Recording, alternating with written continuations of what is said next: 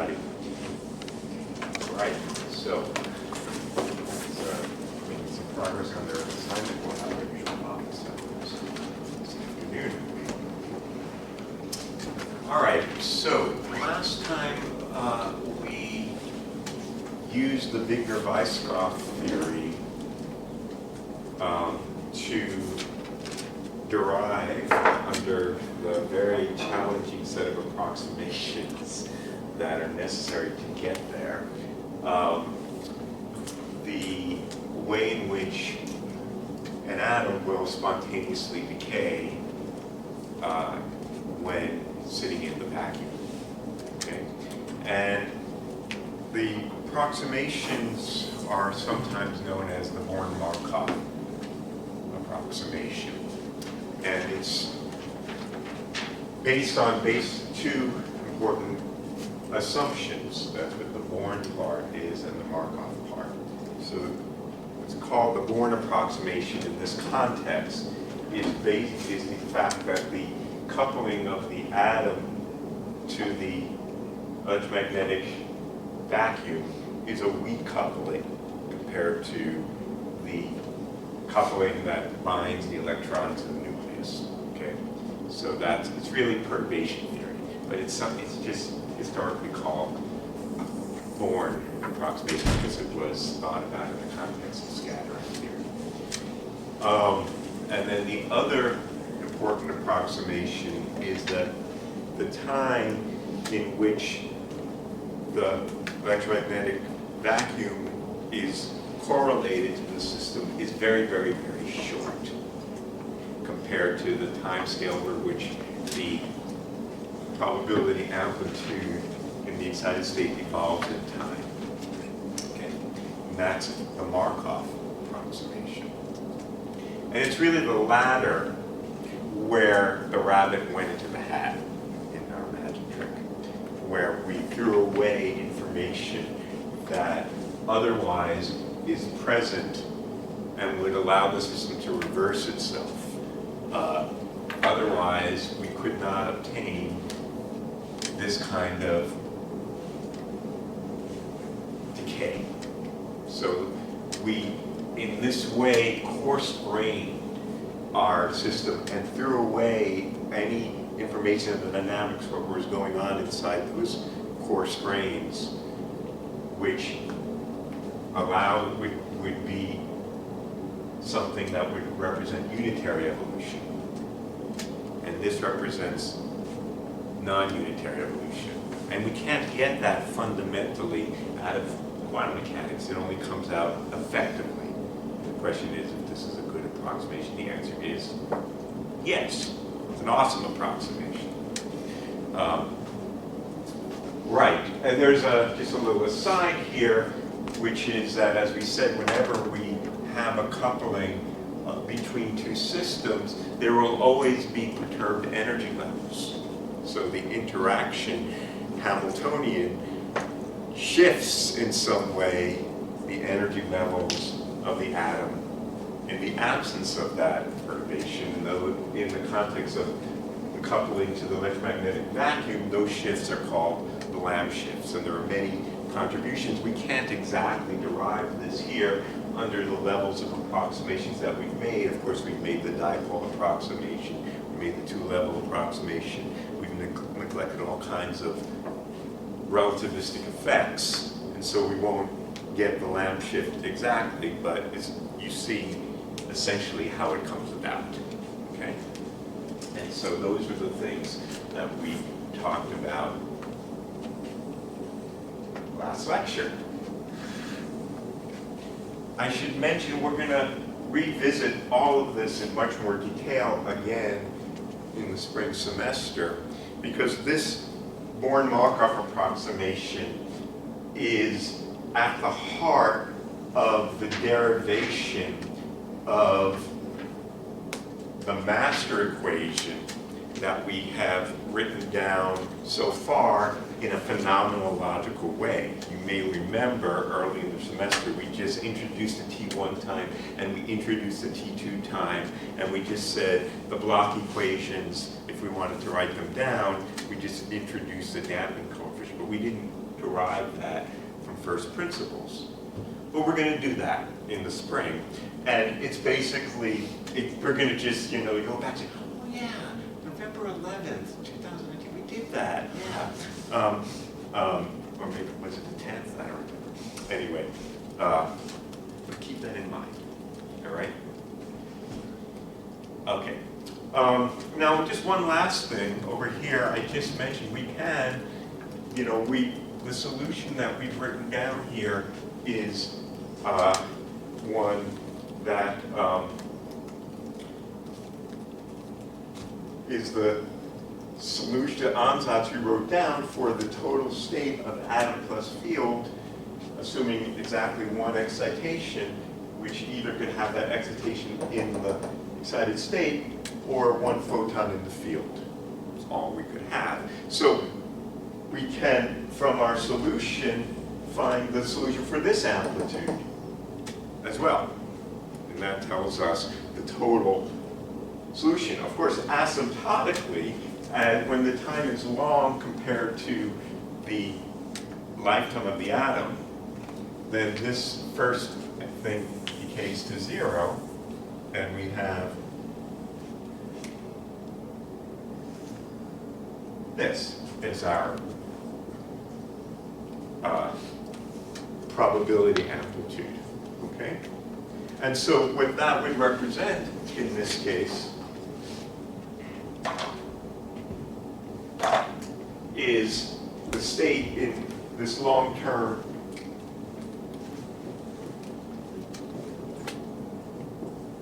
would be, the atom would be in the ground state, and I have one freely propagating photon, where that photon wave packet would be, the sum over the polarizations integral over the density of states of this.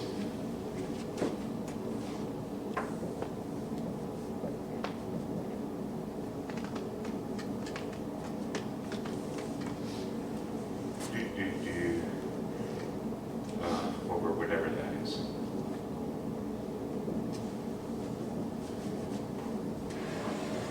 Let me multiply top and bottom by I plus I gamma over 2. Okay. So how should I think about that?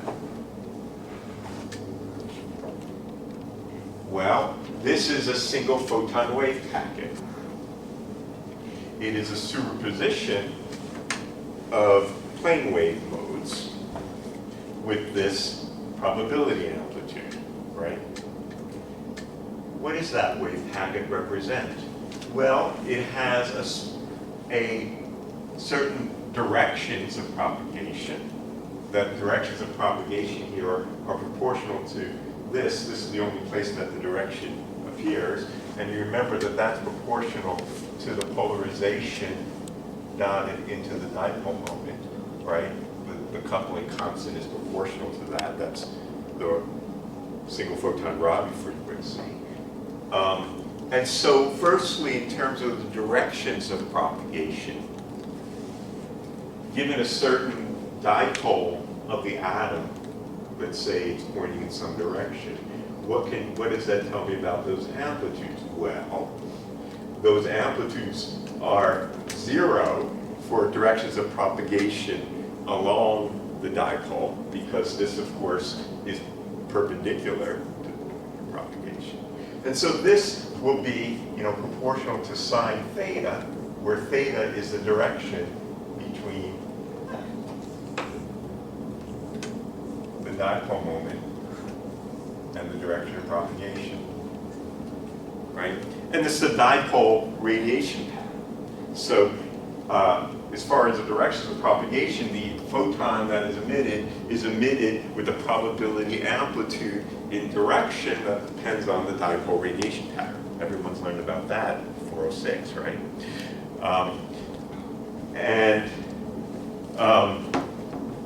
In addition, though, there is a, as far as the phase is concerned, because of this, how this is weighted, this represents a spherical wave. So as far as the wave front goes, it's on a sphere. We have different amplitudes for different angles. So we emit a spherical wave packet. But it's weighted in the magnitude of k, or frequency, with this Lorentzian factor, which when you transform back into the time domain, looks like what? What is the Fourier, inverse Fourier transform of Lorentzian?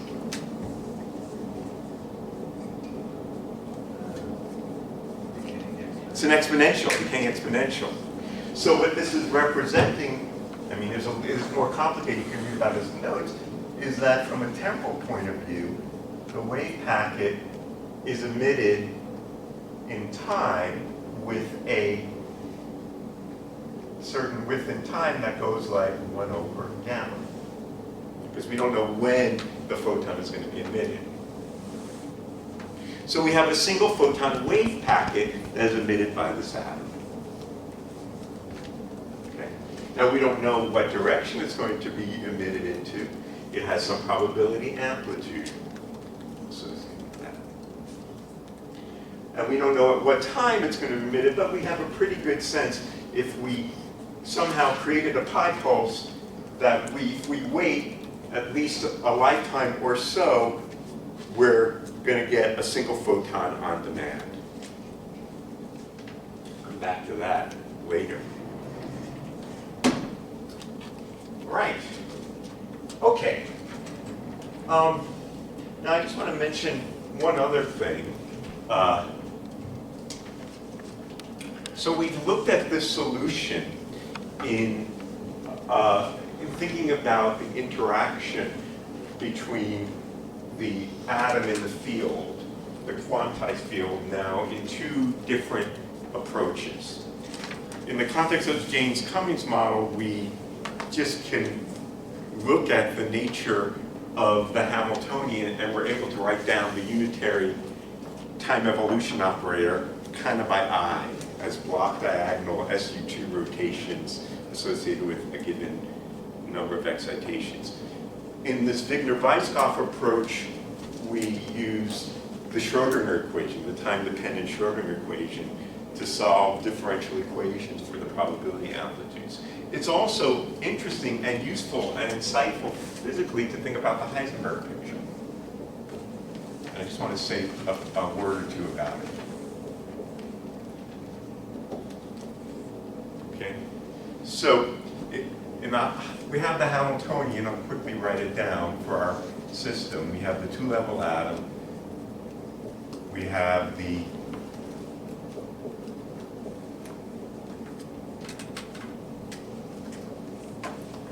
harmonic oscillators associated with the free field.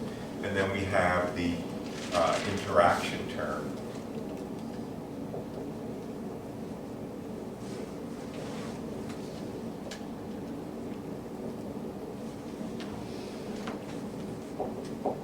Right? That's our Hamiltonian. So we can write down the Heisenberg equation of motion. For example, let's look at the equation of motion for the field mode annihilation operator. How do you calculate that? We have to have the commutator in D. So I have minus I over h bar, commutator of the observable with the Hamiltonian. Right? This, of course, is A dagger A, which gives me minus I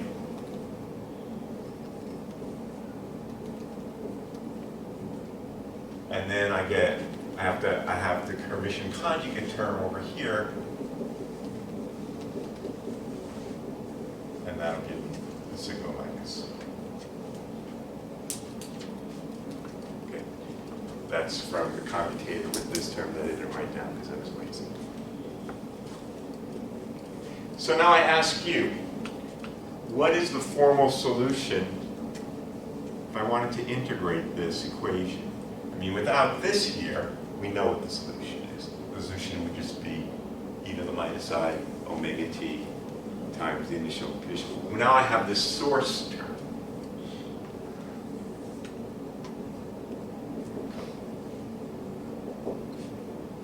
Yeah. To clarify, that's G star of K. Yeah, it is. Yeah, Cool. sorry. It's exactly what I yes. Okay, but I'm still asking. It was a good distraction tactic, but it didn't work. What's the solution to this differential equation?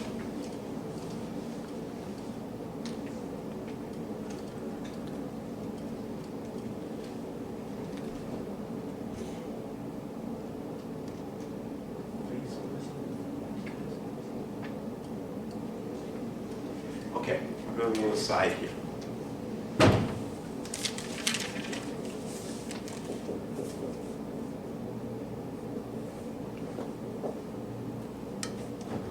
How do I integrate that equation?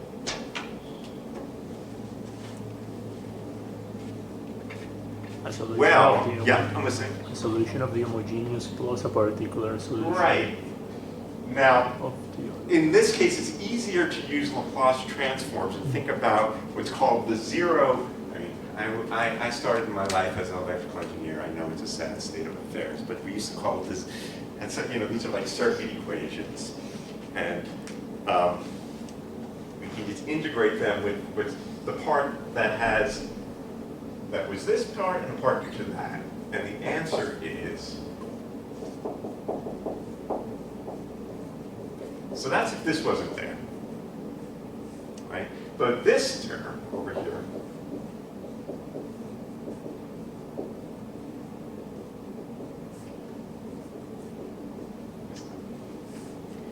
now you can just check for yourself that if it satisfies the initial condition and you take the derivative, it goes at that solution. But the way you would find that, the way I would do it, is I would just take the Laplace transform of this and then inverse the Laplace transform.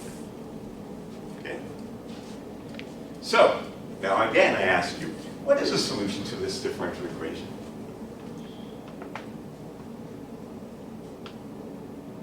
First term is e to the power minus omega k lambda. So I have the first term, which is just the homogeneous term.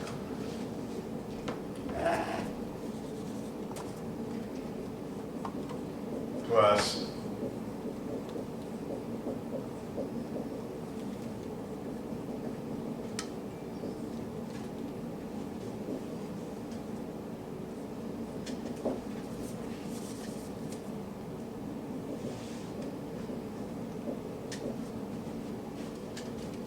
all right?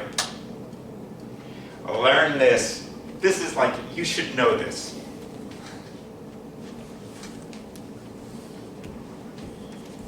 All right.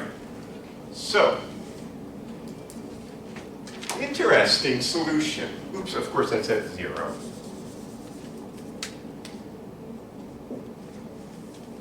We see there are two parts of this. A part that had nothing to do with the atoms. This is known as the sort of vacuum contribution to the solution.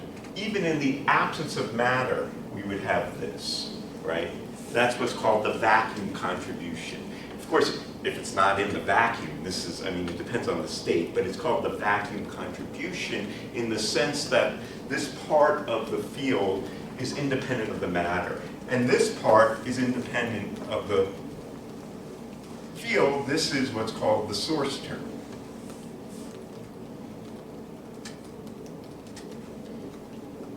Now notice, these guys don't necessarily commute because they're associated with different degrees of freedom at different times, okay? And only operators at the same time associated with different degrees of freedom necessarily commute with one another. However, we can think sort of physically that this is the contribution that we would associate just with the vacuum fluctuations. Fluctuations in this would be coming from fluctuations in the vacuum in terms of dynamics versus fluctuations in this term, how they affect. Now, you may remember early in the semester, we talked about the decay of a Lorentz oscillator.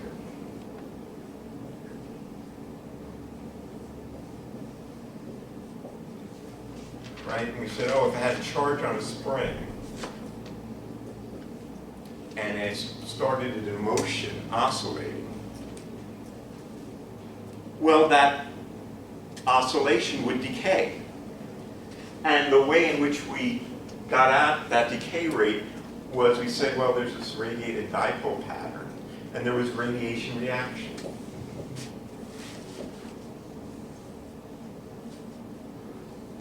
And the radiation reaction would take away energy from the system, and from that we saw a damping of the motion of that. So, is there any difference between this and spontaneous emission? So, loosely, a lot of modern physics textbooks, they often say, oh, spontaneous emission is just stimulated emission by the vacuum. Is that right? Well, the question is, what is the contribution of this? One way of interpreting that and getting at that question is, what is the contribution of this to the spontaneous emission if we were to try to solve the same problem but in the Heisenberg picture? And what is the contribution of this? If this is what leads to spontaneous emission, we would just say this is the part that's due to radiation reaction. It is the radiated field acting back on the system that leads to the decay. Whereas this, we would say, is the vacuum contribution. And the answer is, well, it's a little bit complicated. And you'll see this if you choose to do so in your homework assignment. But I'll just say one thing. There is no way that you can ever see this totally due to vacuum fluctuations. This absolutely plays a role. And depending on how you kind of manipulate it, it can be totally due. The rate of spontaneous emission is totally due, can be expressed totally in terms of the radiation term. The role of the vacuum can be understood as basically the following thing. I start on the block sphere, sitting up here. I'm just happy as a clam in my eigenstate, or so I think. And if I was there, I wouldn't have any dipole moment. And if I don't have any dipole moment, I can't radiate. But if a vacuum fluctuation comes and kicks me a little bit so that I have some coherence, well, then all of a sudden I start rotating around that in the lab frame, and that dipole radiates. And that radiating dipole leads to radiation reaction and causes this thing to decay. It's just a stochastic kick. So the role of vacuum fluctuations in spontaneous emission is extremely subtle. And there's a beautiful paper by Compton Effect and Jean Dalibard, who was a student, I guess, at the time. This was one of the smartest guys ever to live. He's a great guy. Who really get at this, and I'll send you that paper with it for you can read about this distinction between radiation reaction and vacuum fluctuations and the role of spontaneous emission. It's a really wonderful piece of work. All right. So, with that said, we introduced the quantized electromagnetic field. We certainly needed it to get something beyond, the system would not emit. It would be in a stationary state if there were no quantized electromagnetic field. But it's this particular effect is a pretty minor one of just kicking this thing around. The question for us that we really want to get at is, we want to get at the heart of quantum optics, which is photons.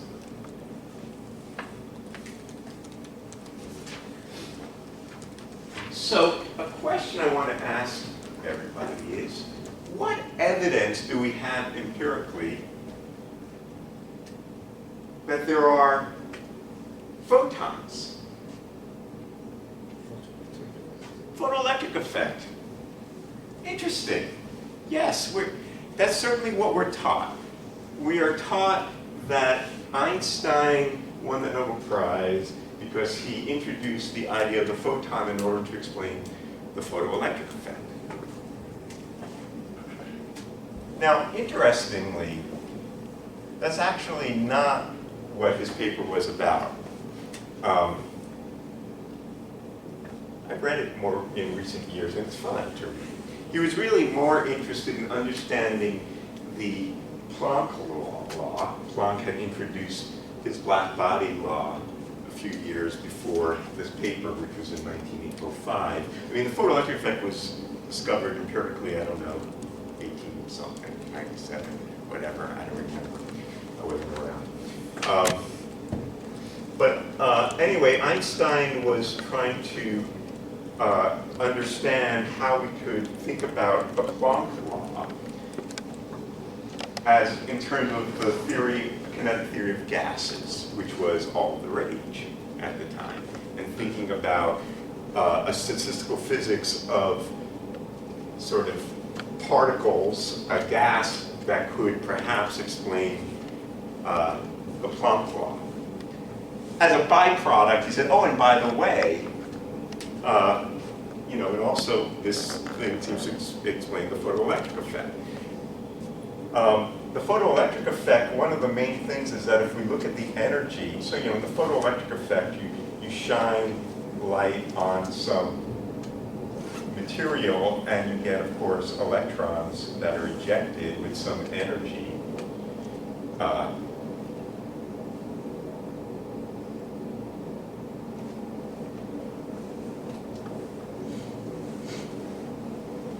And if you look at this as a function of the frequency of the light, then we know that there's this kind of threshold over here. And then the energy of the photoelectron goes up linearly with the frequency, right? That's what we all learn in our modern physics class. It's true. That's what you see empirically. And the photon hypothesis explained this, said, well, the energy of the photon is h bar omega, and unless the energy of that photon is at least as big as this threshold energy, then we won't, if it's below that, then we can't, there's not enough energy to emit this electron, and the energy is proportional to frequency, because energy of the photon is h bar omega. Of course, the energy of electromagnetically doesn't depend on the frequency, it depends on the intensity, right? Now, this is true, all of this is correct. However, a question is, do I need a quantized theory of the electromagnetic field to explain this? This is one of the tricks we play all the time in quantum optics, which is to say, how far can I get without ever quantizing the field?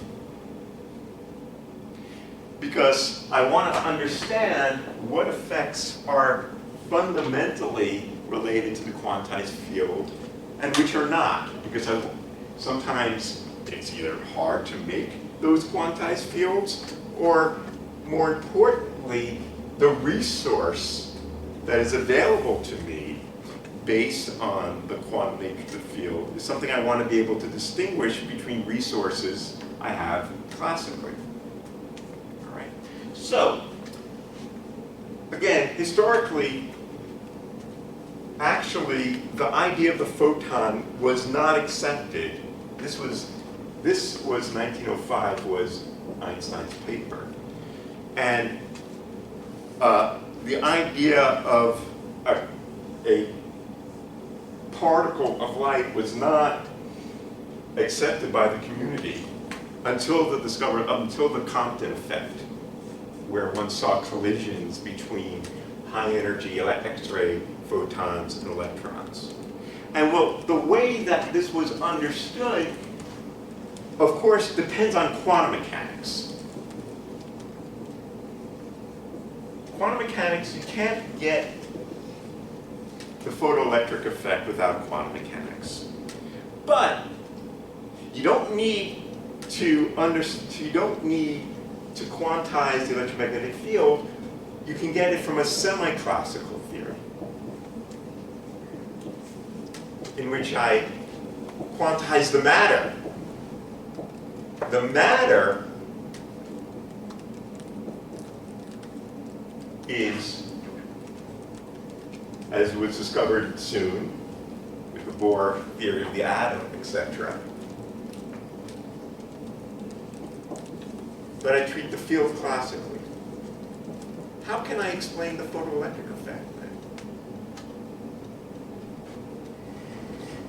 Well, what's going on? Let's just say, take a simple picture of this solid state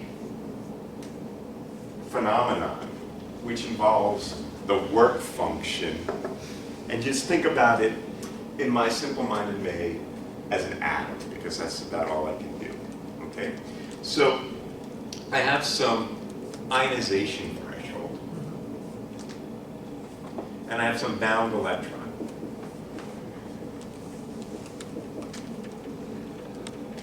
Okay. If I shine light on this atom, or if you think about it on this material, with some frequency, if that frequency is less than the ionization threshold,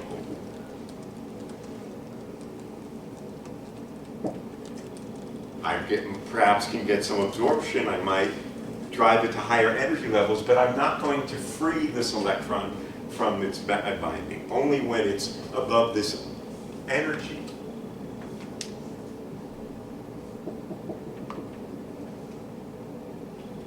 Does the electron possibly escape? And that's what this energy is.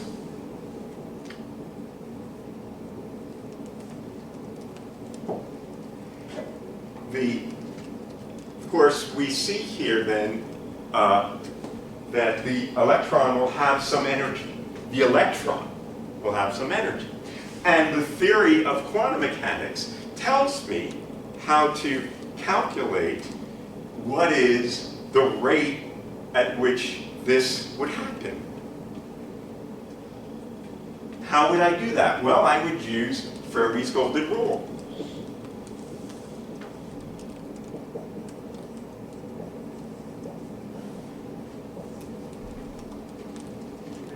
So in Fermi's golden rule, what I would say, okay, well, there's some excited state up here. It's living in the continuum.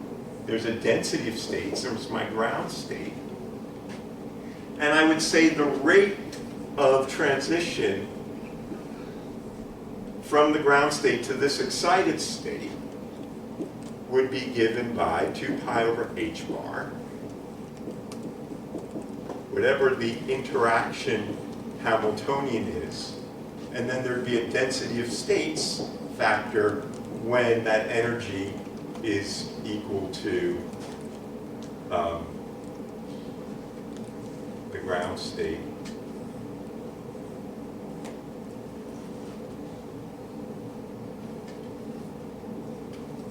plus h bar omega. Right? That's my excited state energy. That's Fermi's golden rule, right?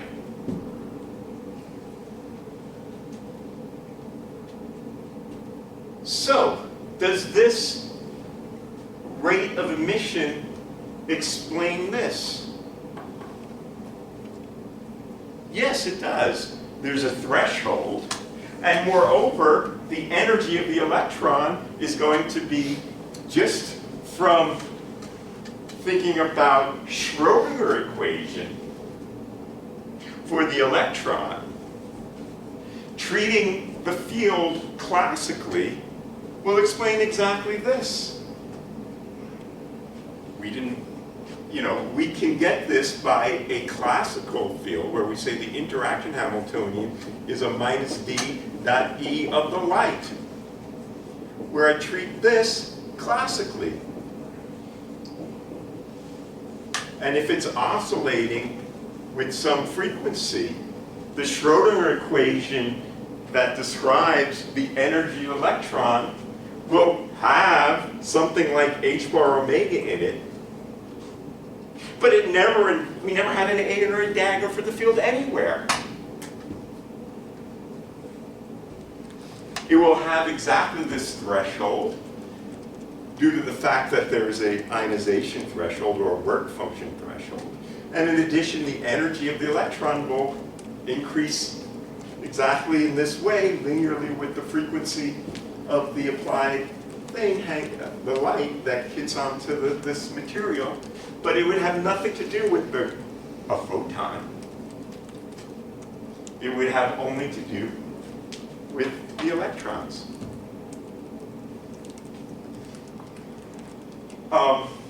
So we can develop from this a semi-classical theory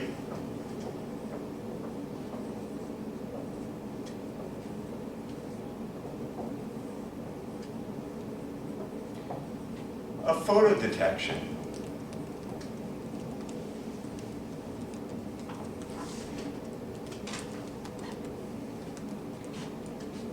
The idea here now is I have some kind of photodetector,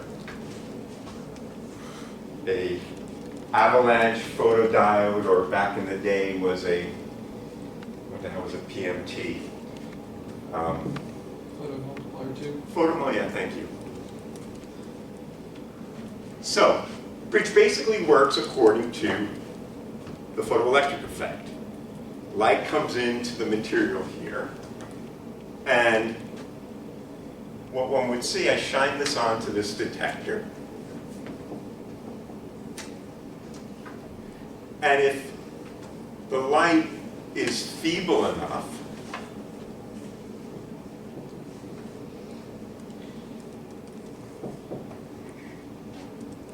so that I don't liberate or ionize or photoionize more than one electron in some detection window, then I would see as a function of time, click, click, click, click, click, click, click, click. Photon counts. But really these are photoelectron counts. What I'm really counting are the electrons.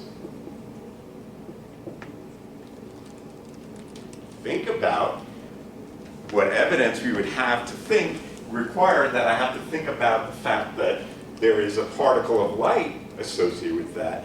But if I have a model that explains this perfectly well without ever quantizing the field, then we would say effectively that this signal that I would see is just associated with what we would call classical light. And we want to distinguish, our goal is going to be for the remainder of this semester and into the beginning, is to distinguish what kind of signals like this are just consistent with the semi-classical theory, in which case we would call this classical light hitting the detector. And when is the train of photo counts that we see not consistent with that, not explainable by that, in which case we would call it non-classical light. All right, so we want to develop a little bit more this semi-classical theory of photo detection. For that purpose, let me come back over here. And let's just say that if we look at this rate of emission, this thing is proportional to the square of the intensity. And I'm going to forget about the vector nature for now. We can put all those details in there. I just call it the square of the amplitude of the field. This is what's called a square law detector for some crazy reason. Oh, yeah, because it depends on the square. So this is what's called a square law detector. And there's some constant out front, if I want to say what the actual rate is here. Well, of course, my detector, if it's going to give me, however this thing spits out these clicks, it's integrating over some very small time, delta t, right? And that time is small compared to the time scale over which intensity changes.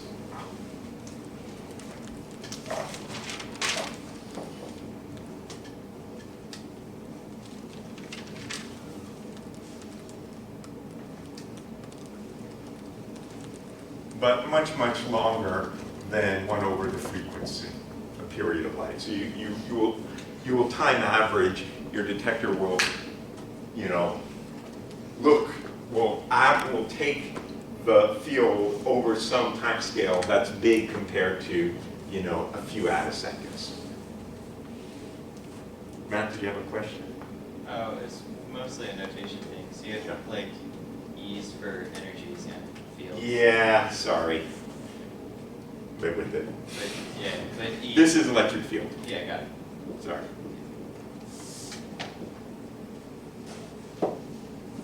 That's the intensity. Right. So, what I could say is that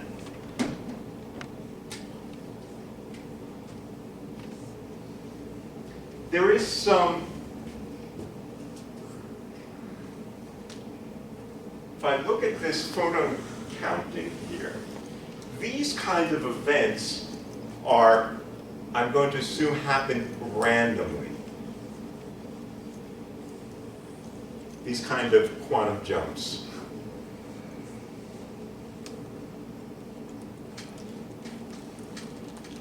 And if this was a classical field, they are uncorrelated from time to time.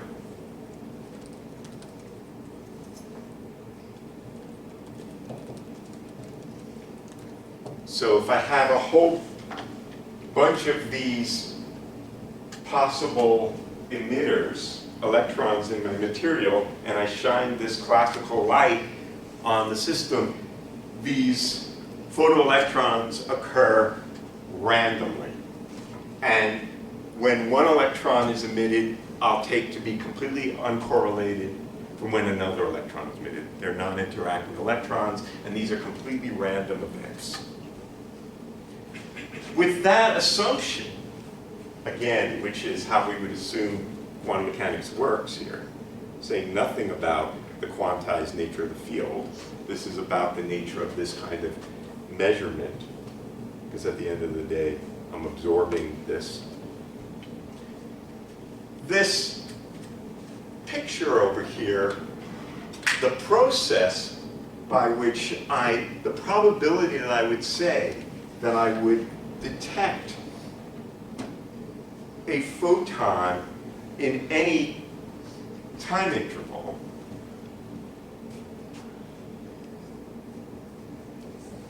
So let's say I count, so let me draw this again. Come back over here. So I have some time interval, doesn't matter where it is. Let's say from 0 to some time t. I have different colors, so why not use them?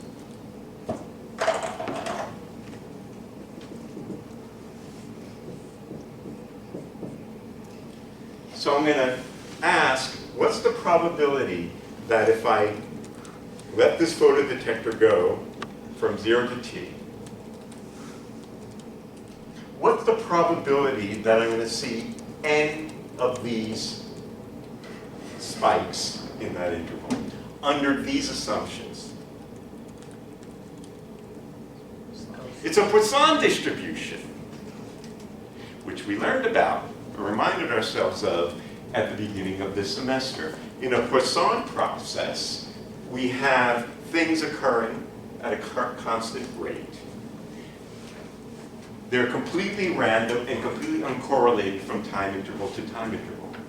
So we would expect this to be equal to a Poisson process. And a Poisson process is characterized by one thing: the rate.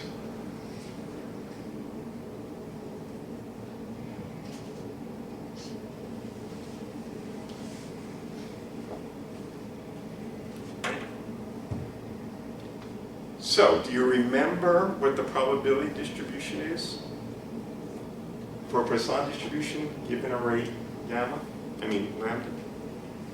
It's got exponentials and factorial. Exactly, it's got all that stuff.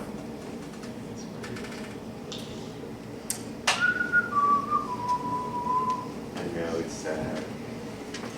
Well, ask you the following question. What's the average number I would expect, given a rate gamma in a time t?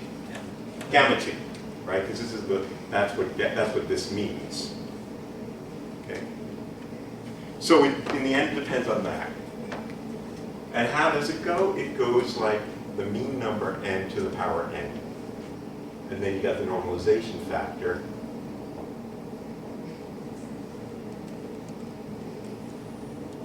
That's the Poisson process. Learn it. Okay? All right, so this is equal to this.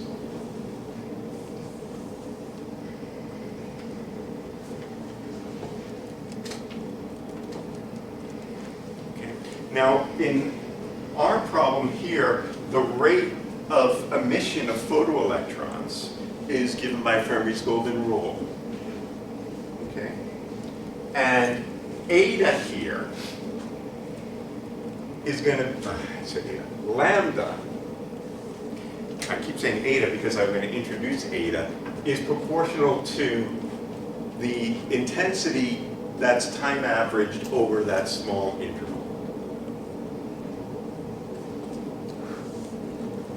So eta is, the intensity is the time average of the field over this small interval.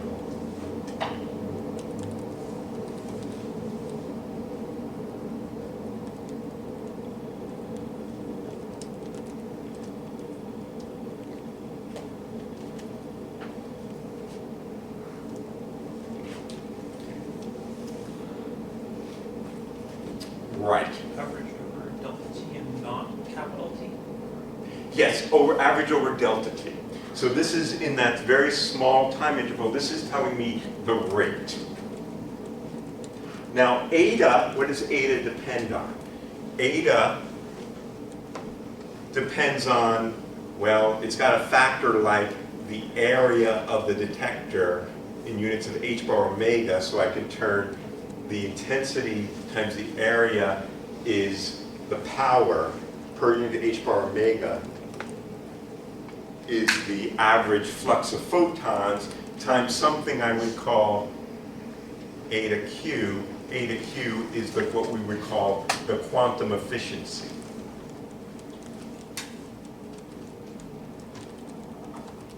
So this says something about the density of states factor. How well does, if I have this amount, if this interacts with this amount of time, what's the fraction of time I will liberate a photoelectron? That's known as the quantum efficiency of the detector.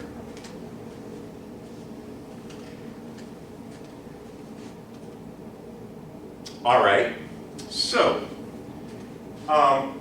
there's one other thing. In this problem, I assumed that the intensity is some known thing.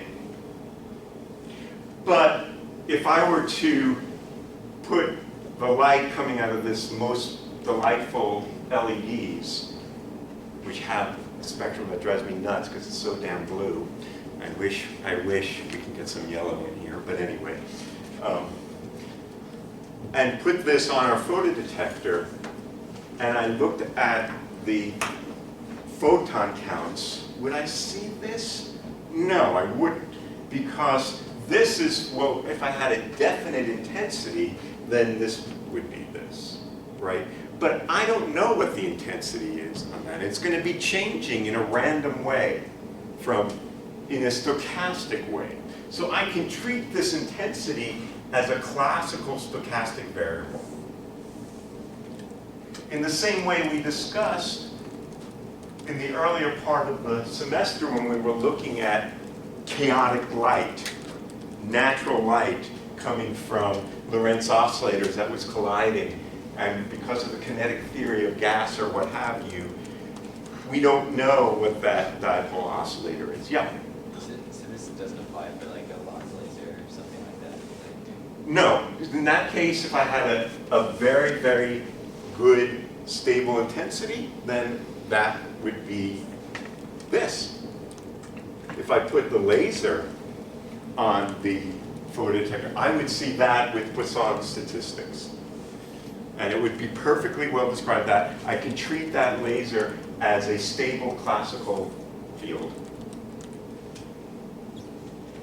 And think about these photoelectrons being liberated as just the random process of photoionization. So a more general formula, no, this doesn't move, it's this one.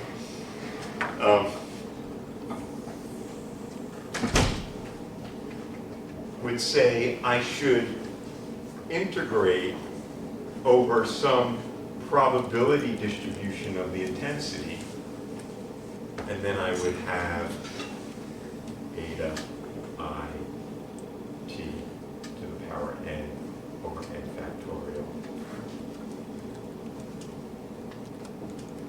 e to the minus eta t, where this represents the probability distribution.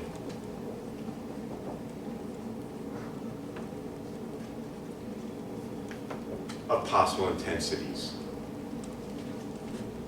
This is known as Mandel's formula, after Len Mandel, who was one of the godfathers of quantum optics, but really started work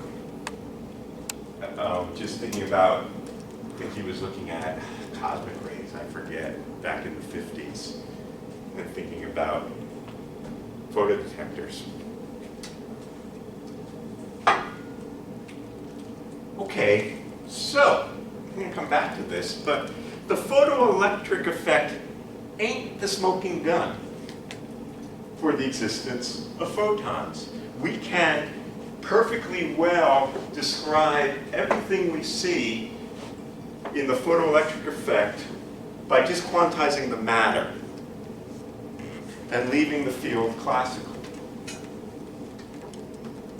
So now I come back to our question. How do we know there are photons? Well, I mean, we did say that the Compton effect is an example of an experiment where we can think about the kind of collision we really have to think about that. Yeah? You also do a G2 measurement. Ah, you're getting ahead of us. You know the whole story. But indeed, in a way we do. But let's think about if you're not, who knows what a G2 measurement is? A few people, but not everybody. It's cheating. Yeah, that's cheating. That's like having the time machine. But let me ask you a phenomenologically. Just, if you wanted to, what is a property that you would want to be able to observe that would say that I have something I would want to call a quantum or a particle? What properties does that have that distinguishes it from a classical wave? Yeah. Maybe the cavity experiments you were talking about earlier, where there is definitely either exactly 1 or 0 photons in the cavity, so you have a quantized amount of light there. Yeah, absolutely. And that is definitely a kind of experiment that's been done. We'll have more to say about that in the next homework. I can think about the way atoms interacting with the quantized cavity and see the kind of corpuscular nature there. That is definitely a way that one has observed and can observe. But I want to get a little bit more guttural about it. My gut, I guess, is down there. Not much, I feel like the Grinch. Anyway, if I wanted to say something is a particle, in what sense would I say that this thing is a particle? How would I show that that is one photon that's indivisible under Einstein with quantum mechanics for all? Interference. Well, no, I don't think so. Interference is a wave thing. I want to say that this is a particle. If it's particle, it should be indivisible. Not the individual.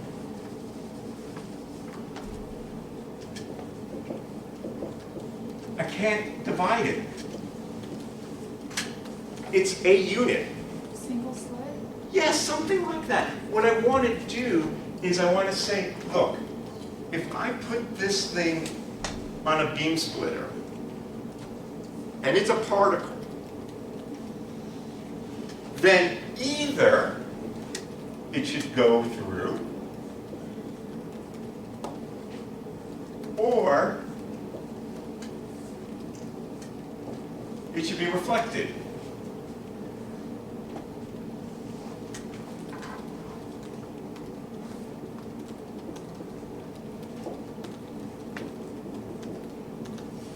And I should never be able to see, if it was a single photon, it should never be detected in both detectors at once. That is to say, if I have a beam splitter and I have two detectors, one here and one here, and I looked for coincidence counts, if it was one photon, I should see nothing. That's the most straightforward way of framing. This is a particle, whereas if it was a wave, we always would have some, if this is a partially transmitted, partially reflecting beam splitter, some of the wave will be transmitted, some of the wave will be reflected, and according to the theory that we just said, if this was a classical wave, there would always be some possibility of both detectors photoionizing, because some of that intensity would hit this detector and some of the intensity would hit that detector. Always. Whereas if this were a quantum of light, that quantum of light will either go here or here. This is why I fundamentally object to the idea that people always say in quantum mechanics is that the particle is in both places at the same time in an interference. It is not.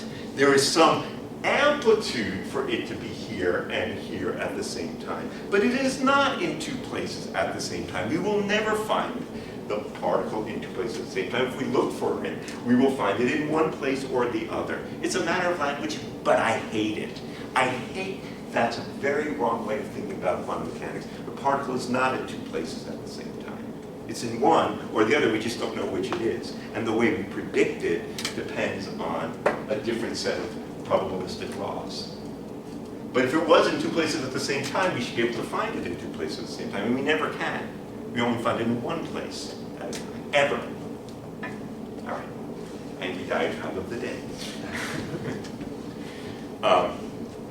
Right, so this experiment was done not too long ago, I mean, in the grand scheme of things. This experiment was done in the 1980s, I think it was done by 1983, by Philippe Rangier and the great Alain Aspect, who is famous for one of the first unambiguous demonstrations of Belgian quality. So how does this experiment go? Well, the idea is I need to send what I believe to be single photons onto a beam splitter. That wasn't an easy feat to do back in 1983. And the way it was done was with correlated photons.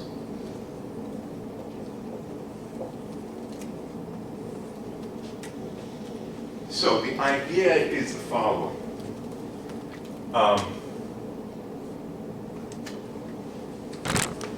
They looked at calcium atoms.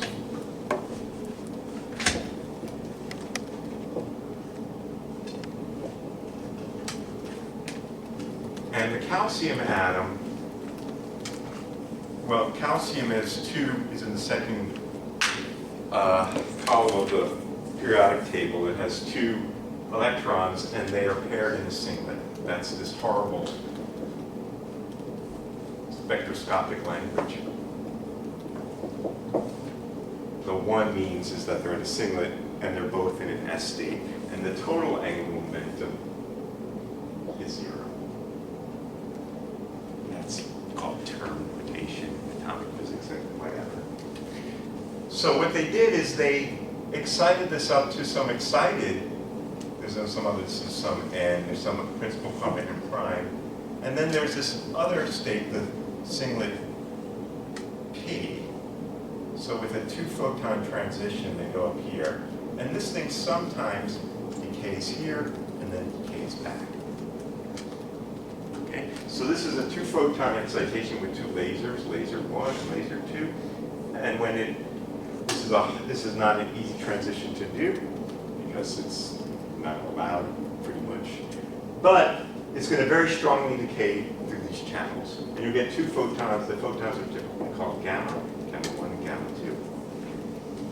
Now these 2 photons, when they're emitted, because of the conservation of angular momentum in the system, are typically emitted back to back.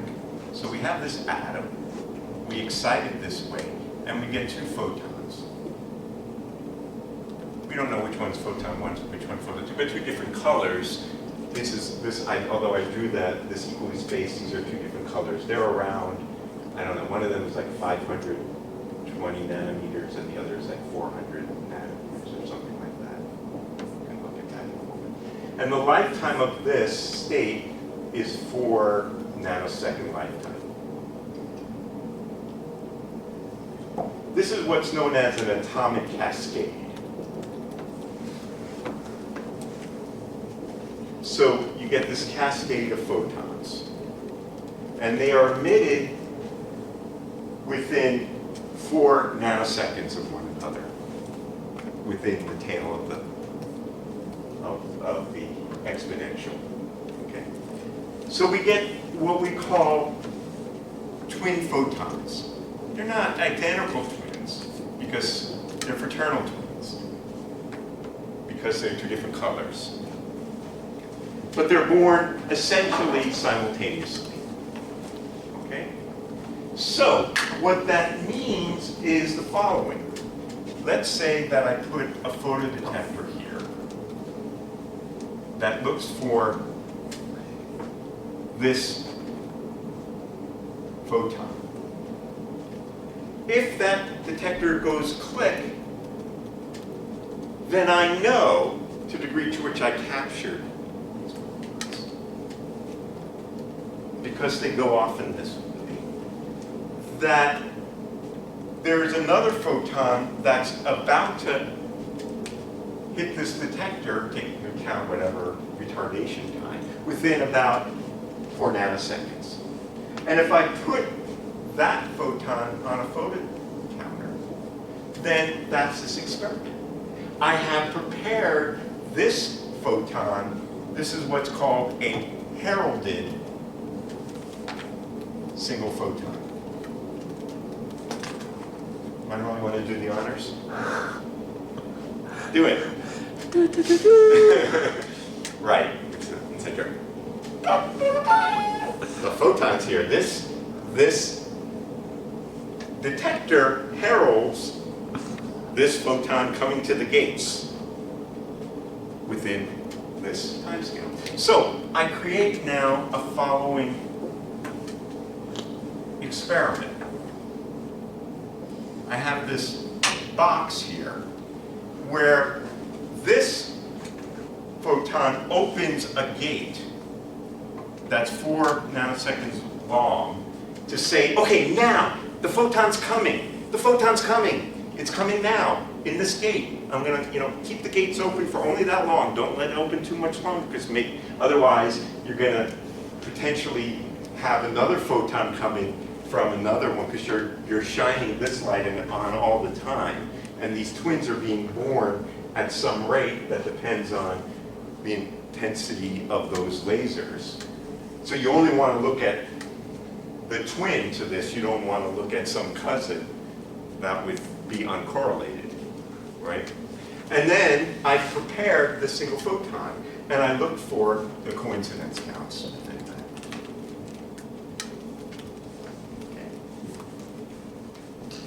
And what we want to prove is that what they saw in that experiment is inconsistent with the semi-classical theory. The semi-classical theory is going to tell us something about the chance of these coincidences happening that's going to be inconsistent with what they actually saw. If they saw this, if this rate of exciting these twins is sufficiently low so that I only look at a twin and not a cousin, then this should be 0. And classically, that should never be 0. Because if there's some intensity coming over here, if some of it hits here, some of it can also hit here, because the light will always divide at the beam splitter. Okay. So just to quickly say what they saw, something about these coincidence rate as a function of the rate of excitation is something that looked like this.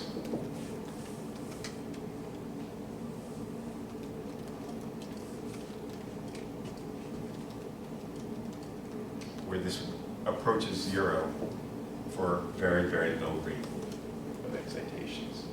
And what we're going to see is that the semi-classical theory would assume, has to assume, the semi-classical result is up here.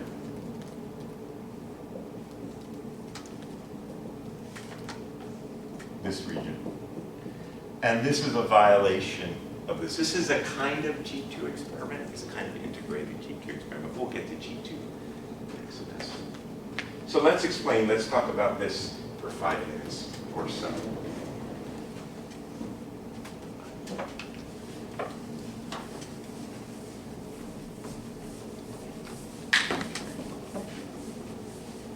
Ivan, Yes, I'm listening. possibly stupid question, but how do you get the photons to go in the right directions? You don't, but they always come out back to back, so you don't count out. The reason is related to the conservation of angular momentum in these systems. Yeah. Momentarily, gamma 1 comes out a little bit before gamma 2, so is momentarily there a non-conservation of momentum before you have both of them? Like you were saying, they come out with opposite angular momentum. but a little bit. No, well, I mean, we always have conservation laws here. Any residual momentum and moment or energy that is not taken up by the photon is taken up by the atoms. Yeah.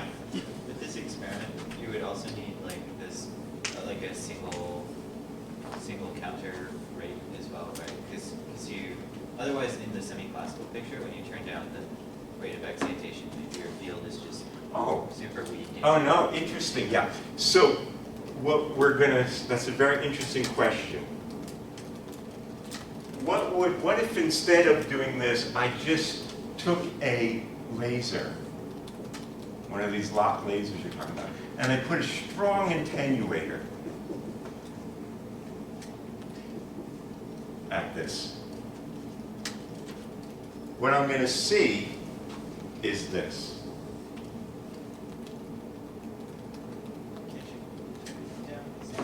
Like you could turn it down so the laser's off. Yeah, no, I have to normalize things. I haven't said this how this is normalized. But the point here, this is for a classical field with a constant intensity.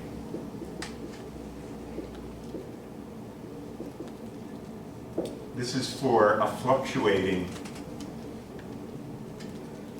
classical field. And below here, I have quantum. Let's hold on a second, we'll see how it all goes. Importantly,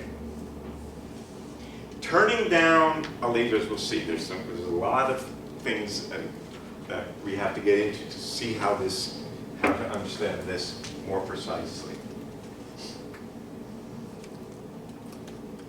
But if I take a laser and I attenuate very, very, very, very, very strongly, it is not this. It is not preparing a stream of single photons. Something quite different. We're going to see how that goes. So let me explain this more carefully.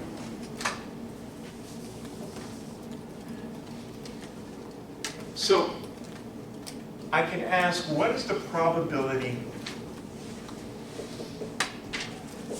of reflection? The probability of transmission? And the probability of coincidence.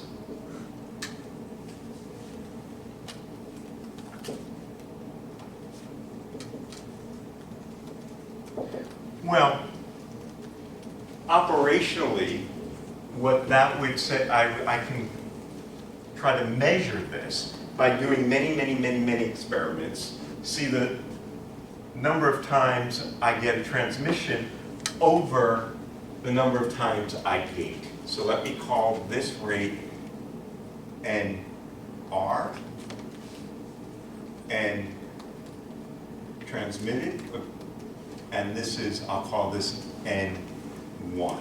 That's the number of times I get these single photon counts, right? So I want to normalize relative to the number of times I herald the photon. That's when I have to say, okay, then I got a good count.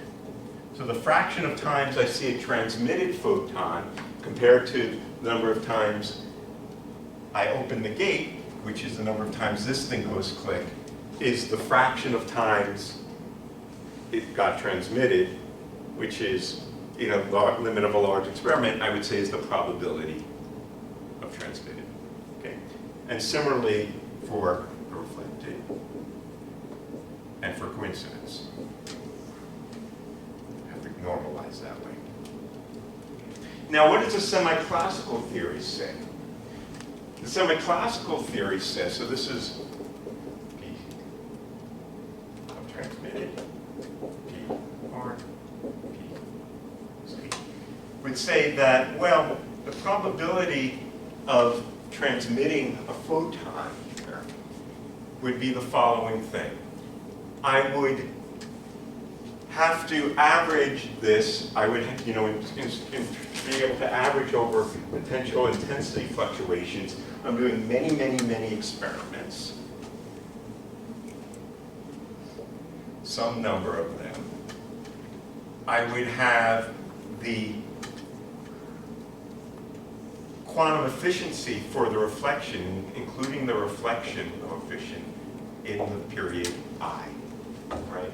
Times some small gate window, times the window time that I open this thing, tau gate.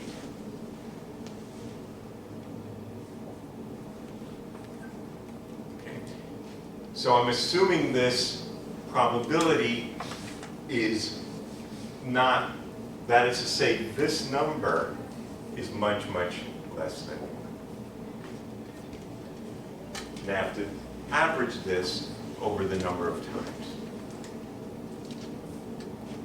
That's just this expression where I'm not including this term here because I'm assuming I either, in that given gate window, I either get 0 or 1 photons, okay, over that gate time. So this expression here is this. Okay. And similarly for, so this is the statistical average. This is N, T, tau, gate. And then the statistical average of the intensity. This one is, I'm sorry, this should be the transmitted. Similarly, for the reflected.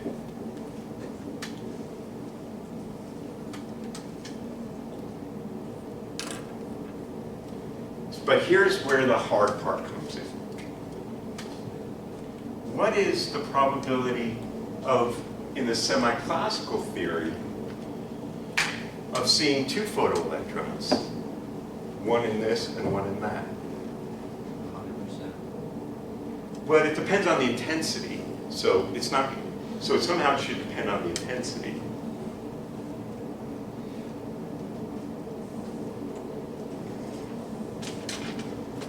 If this guy depended on the intensity, this guy over here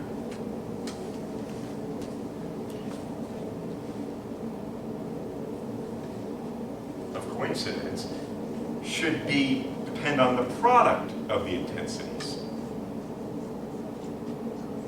of the reflected intensity and the transmitted intensity.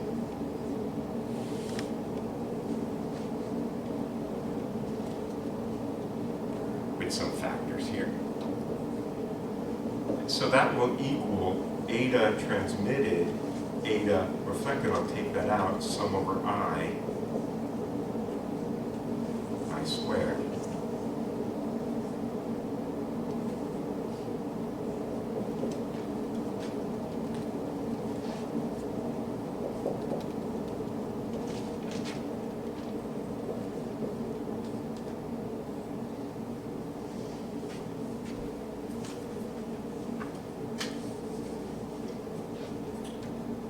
So now I ask you the following question. If I look at try to compare these guys, notice that PC is proportional, well, it's not proportional to, it's equal to the product of these guys times the average of I squared, whereas P transmitted times P reflected is equal to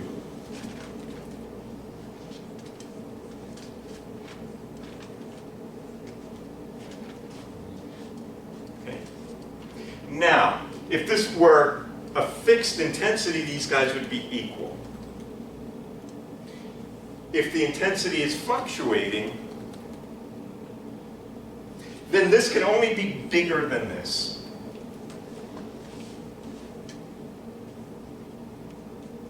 We can never have equal fluctuates in intensity, but classically it's always bigger. So actually, what is being plotted here is not what I wrote, but it's equal to the number of reflected, it's equal to this ratio.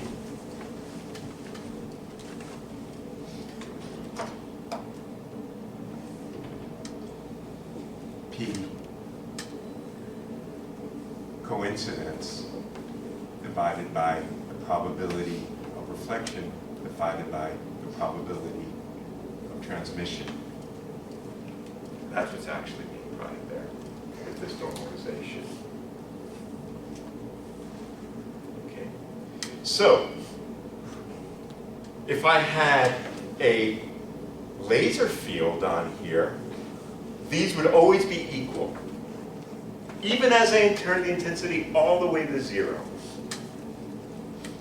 Whereas quantumly, I get this for this single photon source up there.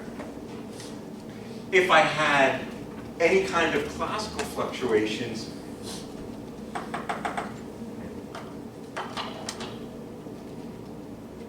so our goal for the remainder of the semester is to try to understand what distinguishes, what are the telltale signs of classical versus non-classical light, and how would we include a fully quantum theory to include in photo detection. Our first step would be to ask this. How do we describe this as, so I just want to conclude with one last statement. We have said we can get away with explaining this region in a semi-classical theory based on these formulas, which are completely consistent with the observations. However, we know that we should also be able to explain that quantum mechanically, right? I mean, I may not want to use quantum mechanics to explain how a cannonball trajectory goes. I don't need it. I could just use Newton's law, but I could if I wanted to, and it better work in some limit. And similarly, I should be able to use quantum mechanics to explain this region as well. So I have to start there in order to see how I get below here. And that'll be our first part of this discussion starting next week. How do we describe the laser quantum mechanically? How do we describe the laser field quantum mechanically? And why is it that it is completely consistent with the Mandel theory, which treats the field as just a classical field, and then with Poisson statistics thrown on top of it? That's where we're heading next week. All right? I'll take some questions offline here, so let's stop there.